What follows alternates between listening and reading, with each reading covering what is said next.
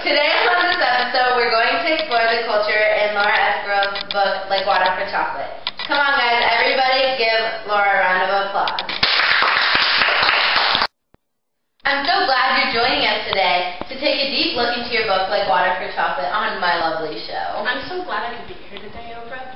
So tell me, why did you choose to write this novel during the Mexican Revolution? I think it shows the difficulty of being Hispanic during this time and how the revolution tore Mexico apart.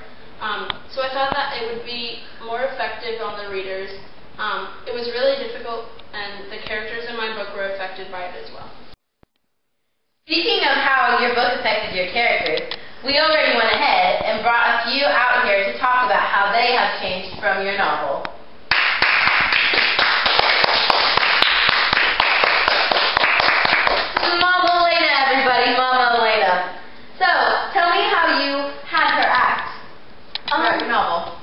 In the novel, I really wanted to find a family that was going through a hard time, and I saw them go through a lot of struggles and how brutal she was towards Tita. And I don't know, it just showed how the revolution made everyone stressed out and react towards, from the revolution towards the families. So tell me, how did this revolution affect them?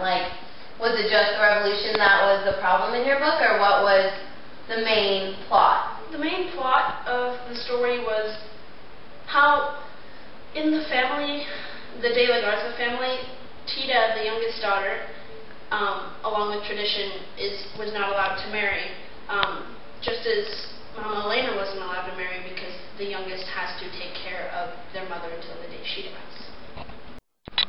Mama Elena, as being the main character, please tell me how your life was different back then compared to what it is like now today.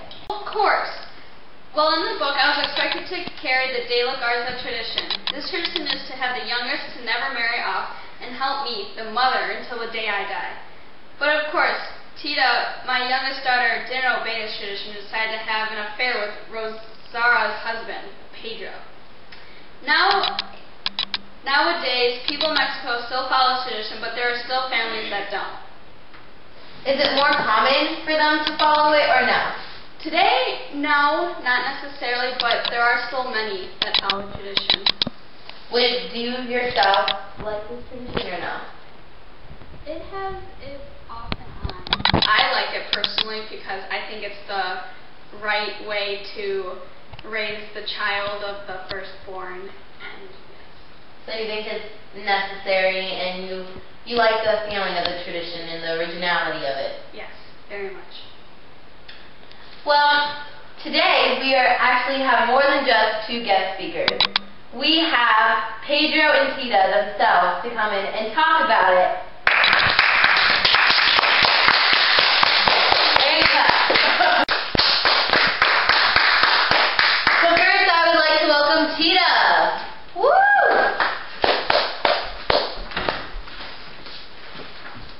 Before I start asking you some questions for you to explain your character and how you feel, we are going to take a quick commercial. Now you have a friend in the diamond business in Cupertino, San Mateo, and Walnut Creek. Open weekdays till late, Saturday and Sunday till 5, online at shanco.com. Hello everyone. Welcome back to Oprah. Before we've been interviewing the author of the book, Like Water for Chocolate, Laura Escobar, we've also introduced the characters Mama Elena, the mother of the main character, and Tita will now be introduced as one of the main characters herself. Hi everyone, I'm so glad to be here. Peter was in love with me and asked Mama Elena for my hand in marriage, but she declined it because of our tradition and offered Rosara, my older sister, instead. And that's how the entire drama begins. Oh, wow.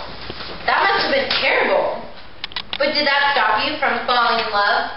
Oh, it definitely not. I'm still in love with him, all the same, but it was difficult to see the man I love with my own older sister. So, what about your relationship now with Pedro?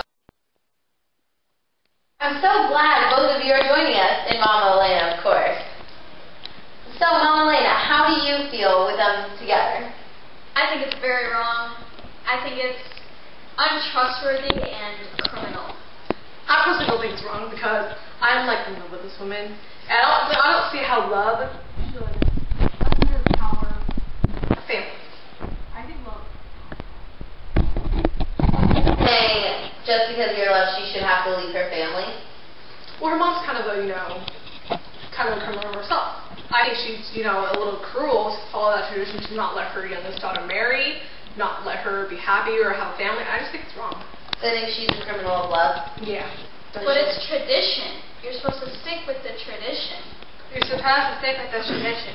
Well, I think it's wrong. I mean, seriously. Everyone wants to be happy. Oh, are you happy, Mama Elena? I think you are. Exactly. And, sure, you have a family, but you're unhappy, so I don't really see where your point is.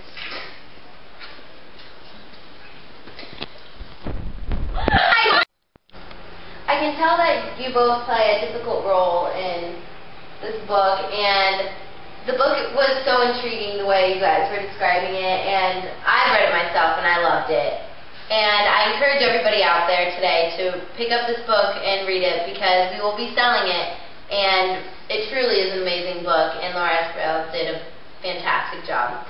Thank you for joining us today. It has been a pleasure.